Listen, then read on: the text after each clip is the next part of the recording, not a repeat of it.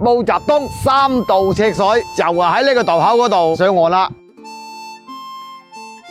呢度係集古縣文化同埋長征文化，仲有酒文化特色嘅小鎮，中國嘅第一酒鎮茅台鎮啦。好多人問茅台呢個名究竟係點樣嚟嘅喎？點解只有呢度先至能夠釀造出咁靚嘅茅台酒呢？相傳喺好早以前啊，上古先民響呢片土地上邊啊，搭建係祭祭先祖嘅寄託，因為佢上邊係長滿咗茅草，所以當地人呢簡稱就叫做茅台。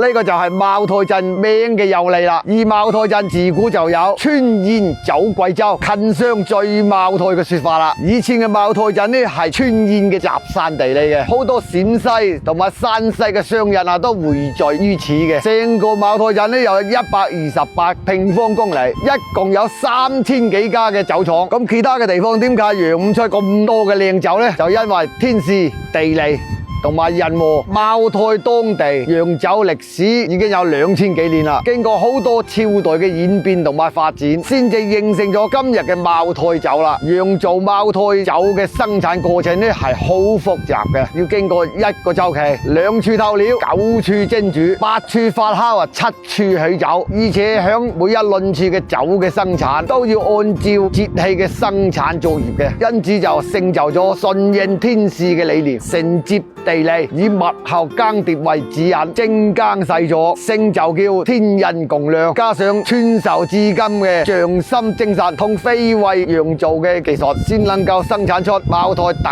有嘅靚酒。嗱，呢個就係赤水河啦。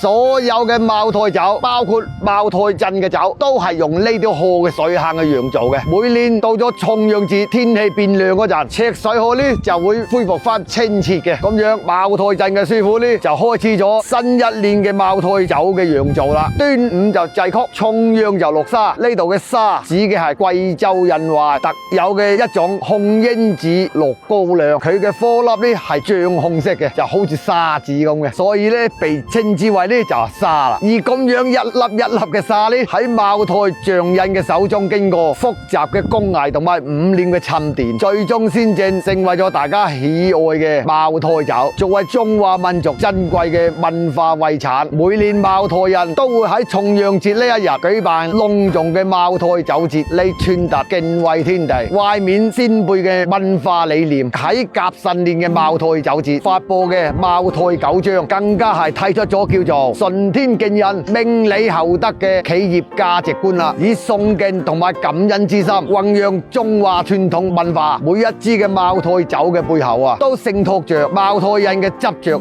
同埋付出。傳承係尊重傳統文化嘅重要途徑嚟嘅，而茅台嘅老師傅都係喺呢個時候啊收徒拜師嘅，傳承千年嘅釀酒工藝。酒唔單止係一種飲品，更加係情感嘅催化劑，佢亦都係時間嘅見證者，更加係人生百態嘅縮影。佢係中華文化嘅一種載體，佢傳遞住中國人嘅情感同埋待客之道。茅台酒見證咗民族嘅滄桑巨變，都見證咗國富民安嘅崢嶸歷程。茅台酒已經係成為咗中國文化中嘅一種名片嚟嘅，滴滴皆故事，杯杯係傳奇啊！